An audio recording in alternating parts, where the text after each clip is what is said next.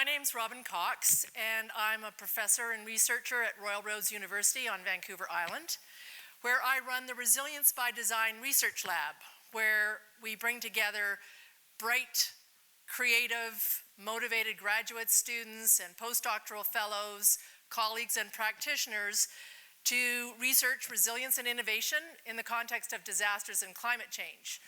Projects like the Youth Creating Disaster Recovery Project, funded by SHIRC, thank you very much, wherever you are, and the Alberta Resilient Communities Project, funded by Alberta Innovates Health Solutions.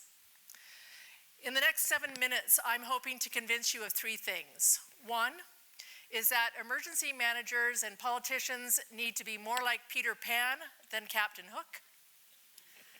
Two, that we need to embrace the lessons from Neverland about the value of staying childlike. And three, that we need to empower youth to be involved in disaster risk reduction and resilience building because it's right, but also because it's about saving our planet.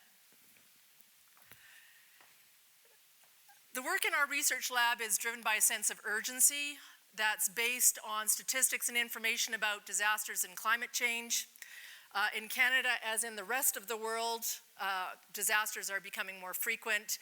The magnitude of those disasters is also increasing, as are the costs, and you're very familiar with that living here.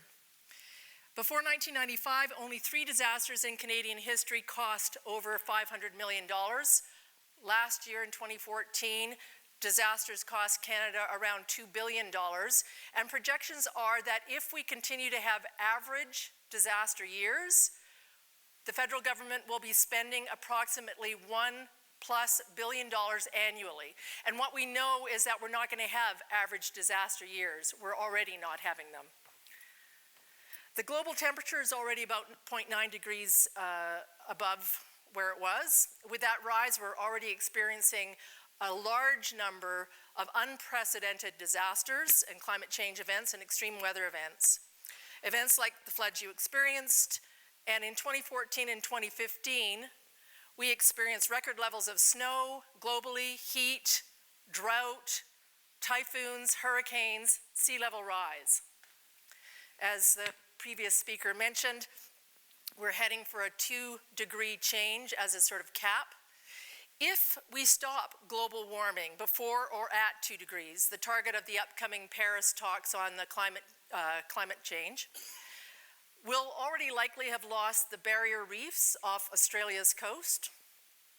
Greenland's ice fields will already be at or past the tipping point of irreversible melting. Sea level rise will already have claimed many coastal communities and island states, and more than a third of the living species will face extinction. After 2 degrees, all bets are off. Scientists say we're going to be living in a world that we will not recognize, as was previously mentioned. So all of which means that we need to get much better at fixing and reducing disaster risk and managing them. We need to get faster at that.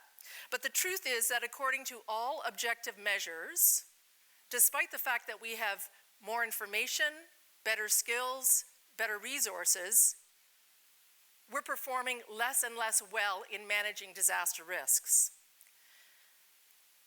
Global agreements are crafted and yet not implemented. Policies and procedures are persisting long past the problems that generated them in the first place. Decision makers, including emergency managers who I work with, are relying on experience despite the fact that we know that with complex problems like climate change, past experience is not a good predictor of future outcome. They're also continuing to work in silos.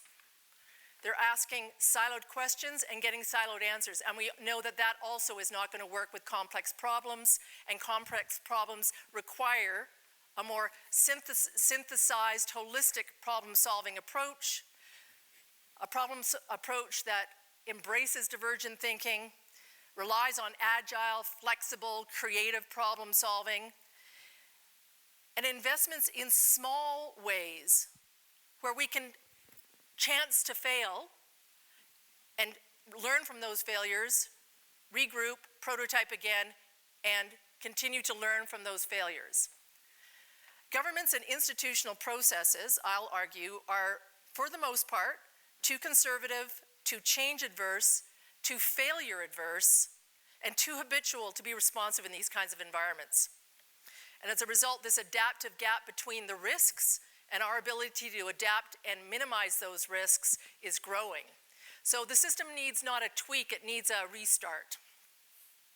The Paris talks are no doubt important, but at some level, they're still about Captain Hook's fighting the crocodile with the ticking clock with the same sword that he's fought those crocodiles with before. There are people using familiar strategies, familiar processes, familiar ideas that are just not up to the task of the problem. With 2 degrees on our horizon, we need fewer hooks and more Peter Pans. People who fly because they believe they can fly. People with a Neverland mindset of curiosity and creativity and flexibility and ingenuity. People who see opportunities in these challenges to believe in the potential to and act from that potential to transform what is possible. The skills of problem solving in that climate, in that environment, with those kinds of complex problems, are skills that we see young people using. They're gaming skills, where you try something, you fail, you learn from that, you try again, you fail, you learn from that in a rapid cycling motion. They're the skills of improv, where you take what is offered as the yes and then you go from there. And you don't stop with what you know or what is possible. You imagine the impossible. They're also the skills of social innovation revolution. They're the skills of social media, where we crowdsource innovation, where we reach out for quick feedback, where we reach out for divergent connections. There's a reason that some, if not most, of all the social media technologies have been created by people who are under 30. And there's a reason why a young man, 11-year-old young man in Victoria, whose name is Rupert Yeleshak, was able to move our municipal government towards creating an environmental health bill of rights within weeks of his starting the campaign. Without the blinders of past experience, young people don't know what they can't do. And therefore, they're willing to experiment, to try, to work with creative ideas and creative processes. They're quick to make use of new technologies, much quicker than people like my age. And they're primed psychologically and physiologically to create change. They're risk takers, their neural pathways are less ingrained, and because they're less ingrained, they have less habitual thinking, and with less habitual thinking comes more innovative thinking.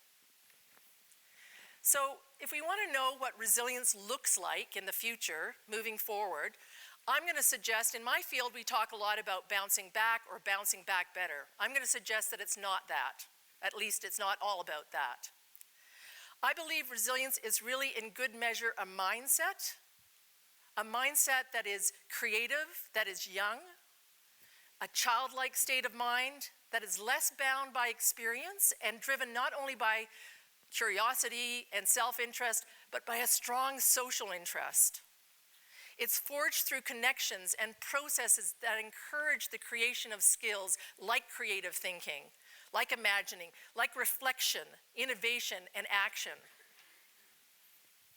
And they're going to be a portion of our future based on the empowerment of young people to take part in that kind of development of those skills and apply those skills and to have a voice in shaping policy and in shaping the ways forward, whether it's with bitumen or anything else. Kofi Annan urged us earlier to talk about young people at the forefront of global change and innovation. He said, empowered, they can be agents for development and peace. If, however, they are left on society's margins, all of us will be impoverished. And I agree with that. I think we have a decade of lost opportunity, and now it's time to believe in those that believe they can fly. Thank you.